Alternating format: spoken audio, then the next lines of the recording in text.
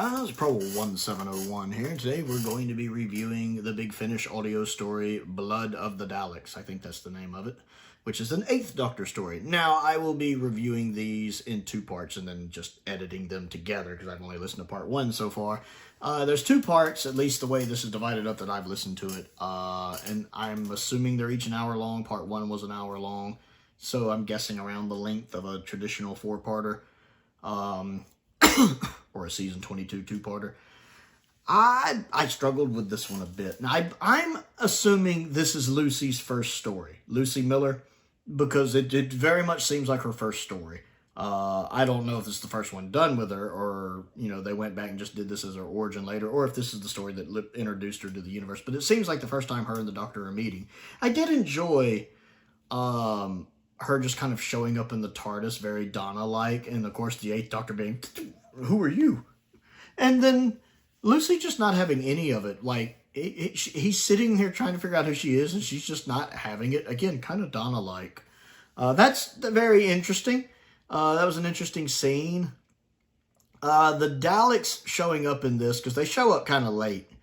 But it's not really surprising because it's called Blood of the Daleks. You know, it's very much that classic Who trope of, you know, it's got Daleks right in the title, but sometimes the episode 1 cliffhanger is the Daleks showing up, like, you know, Planet of the Daleks, you know, stuff like that, Death to the Daleks. It's like, oh my goodness, Daleks! And you're like, or Day of the Daleks. But, I mean, it's got Daleks right in the title. So it's not like I was like, I want them to do that one day. I want them to do, like, a Doctor Who story, like, you know, Philosophy of the Daleks. And it doesn't even have the Daleks in it. I don't know how that would work, but I want something to be called something or another, you know, Memory of the Daleks. And it doesn't even have the Daleks in it just to mess with people. I'm going to write that fan fiction now. I don't know how I'll do it, but I'm totally going to do it. This is another one of those. Big Finish has been really hit or miss with me lately. Probably because I've listened to so much of it. But one of my patrons really likes me to review Big Finish stuff. And he wanted me to do this one. One of my patrons who's been with me for quite a while, actually, Unknown289. Great guy. He's also sent some physical stuff to me in the past. I kept drifting in this one. I had a hard time focusing. Unlike the other one I just recently watched, Maltese Penguin with Frobisher in it, which I really enjoyed. That one was a lot of fun. I've never listened to a Big Finish story twice. Although there are several that I do want to listen to again. Like, I've really been hankering to re-listen to Jubilee, which I own physically, and especially End of the Line from The Last Adventure, which is phenomenally good, which I also have physically. Chimes of Midnight, I know I will want to listen to again. I want a physical copy of Chimes of Midnight. If anyone is like, I wonder what Prowl would want, I would love a physical copy of Chimes of Midnight. I don't have it, and I would love it. I love Chimes of Midnight. And then I could see myself going back to Maltese Penguin again one day, because it was a lot of fun. I really like Frobisher. Even if I wasn't the biggest fan of Holy Terror, and I do find that one very overrated. Not bad, just overrated. Better than Spare Parts. But I liked Frobisher a lot, and he's a cool character. I want more Frobisher. The guy who voices him is perfect. But this one was definitely in the latter category. I just could not keep myself from wandering. You know, I'd be on the computer looking at other tabs, checking the Doctor Who website. I've got some stuff on eBay. I'm keeping up on how sales and some of that stuff's going, etc., etc., etc. Waiting on my Savages Steelbook to come in, which finally made it. Just did the unboxing video right before I filmed this. It's finally here. Finding out the Doctor keeps running into there's this mob of people after these 2 people, but there's a car accident. One of them gets killed. The Doctor acts as a distraction, kind of, so Lucy and the other woman can get away. And then they talk about this scientist that did not so very good experiments that died. Supposedly, there's a twist with that at the end, which is pretty clever. I didn't see that coming. And then the Daleks are very much doing their kind of Power of the Daleks, Victory of the Daleks thing, where they're pretending to be benevolent. We are the Daleks, and we're here to help. And, you know, it's always funny when that happens, because us as fans, we're like, no, stupid, don't listen to them. Are you stupid? Because we know they're the Daleks. But it's one of those situations where we know more than they do. And they're all, you know, the Earth that the Doctor is on right now is not in a good condition. At least I'm assuming it's Earth. It's not in a good condition. There's like an asteroid or something hit. It's bad. Things are bad. Don't ask me the details. I can't tell you, but they're bad. And so the Daleks are all, we're here to help. You know, we have, you know, fought adversity and we want to help you. And of course, you know, a lot of people are like, yay, the Daleks are here to save us. And I'm sitting here going, no, no, no, no, no, no, no, no, no, no, no, no. I don't know why. When stuff like that happens, it amuses me. When you're so many steps ahead of the characters in the show. And of course, the Doctor knows better because he overhears them talking about the Daleks. And he's like, Daleks? But then there's this other guy there. This kind of tinfoil hat character. I think his name is Thomas. I should know it because he says his name 1,000 times. I think it's like Thomas. And I think he literally wears a tinfoil hat. First off, the guy who voices him is great. I really like the guy voicing it. I swear he's done Doctor Who before because he sounds like someone in one of the other audios. Like, it's like I'm listening to him talk and he's reminding me of someone and I can't place who it is, but I swear he's probably done other audio stories as other characters because he's clicking some kind of bell with me.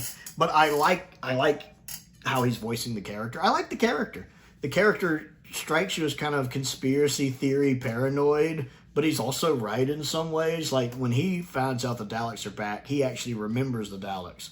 All of the old histories of, because apparently it had been, you know, I don't know how far in the future the Doctor is here, but, you know, he remembers all of the atrocities the Daleks did in the past, which everyone else doesn't seem to recall. So he's trying to warn the crowd, no, get away from the Daleks, get away from the Daleks.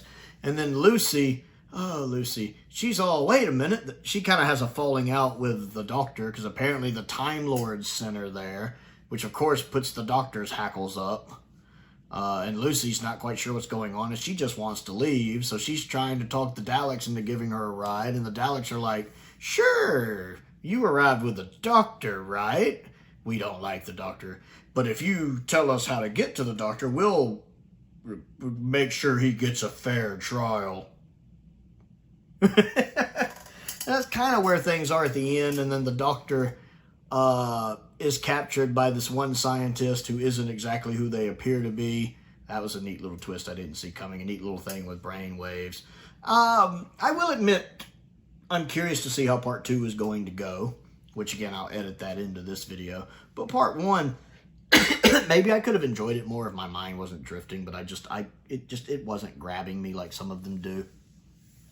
Performances were fine, I think. Sometimes I was mixing up some of the female characters. Sometimes in audios I have that where some of the characters, I just can't tell them apart. Some of the women in this, like Lucy, I could tell. And the actress doing Lucy is good. But some of the other women in this, I couldn't keep up with who was talking sometimes. And part of that, again, might have just been me drifting. But I'll check out part 2 and we'll see if perhaps that gets a little better. I'll let you know.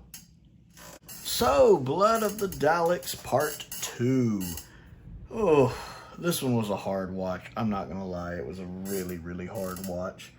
Or listen, I guess I should say. First off, Lucy Miller is very irritating. She's bossy. She reminds me of Clara when Clara's at her worst. Like when she's the bossy, thinks she's the Dr. Clara.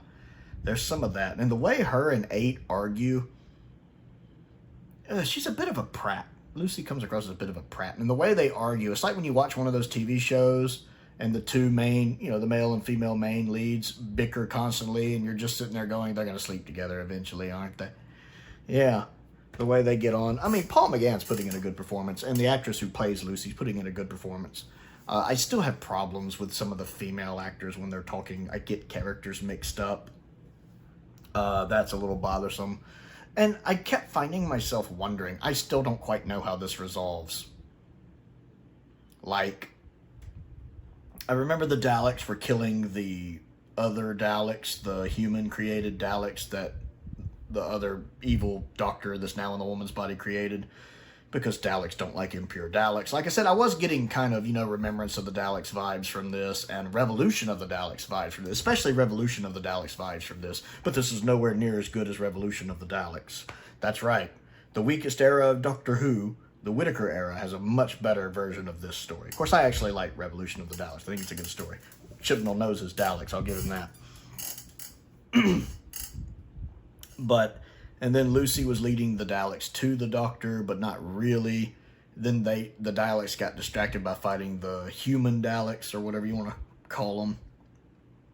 I'm not actually quite sure how everything got stopped. I know the Doctor uses his sonic to detonate the bomb he had placed in the lab to stop the human Daleks. And then it really does kind of parallel Genesis of the Daleks, where the Doctor is explaining to the Doctor that's now in the female's body, Menendez or whatever her name is, I don't remember, I don't care, that I've seen all of this before. They'll realize they don't need you, they will betray you, they will kill you. Again, kind of mirroring what we saw in Genesis, while being nowhere near as amazing as Genesis.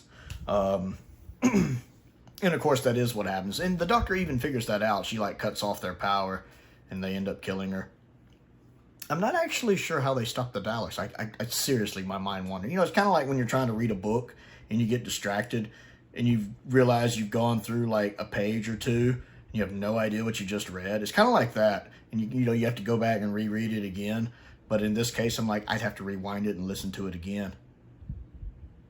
No. No. I'm just like, all right, I'll have to just kind of pick up from it from here. And I still don't know what's up with Lucy. It seems like the Time Lords have stuck her with the Doctor for some reason. Also, some assassin called the Headhunter's been contacted to take her out, which I didn't realize was a separate character, because all the female characters sound alike in this to me. They don't do a good job of differentiating between them. I like the Thomas character. I think he died.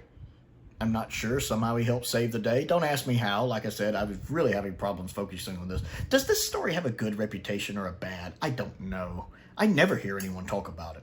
Like, I never hear anyone talk about Blood of the Daleks. So I don't know if that means it's... You know, usually if a story is really good or really bad, you hear about that either way. I don't know where this one falls, since I never hear anybody talk about it. And then the ending with the Doctor, you know, Lucy's like, you know, they're kind of arguing whether she'll come with him or not.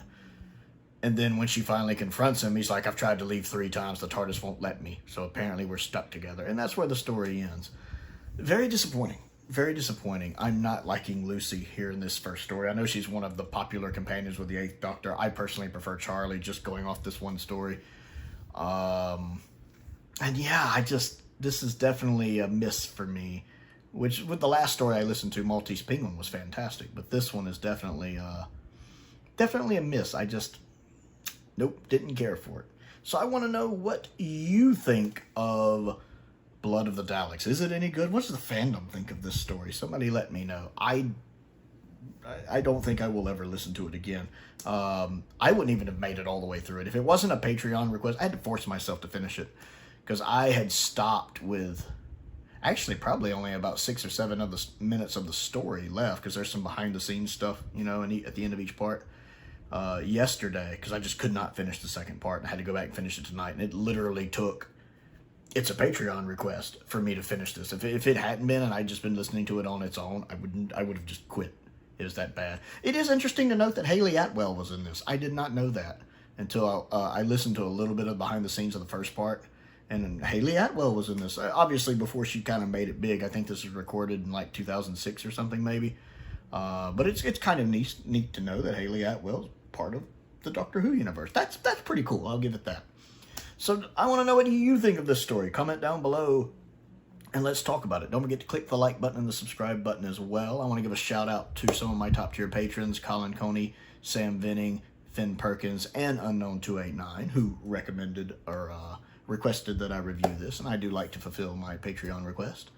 I really appreciate their support and the support of all of my patrons and YouTube members. I also have a P.O. box if there's anything you'd like to send me to look at and review. Link to the Amazon wish list is down there. Link to the Amazon UK wish list is also down there as well. Check those out. Most importantly, thank you for watching.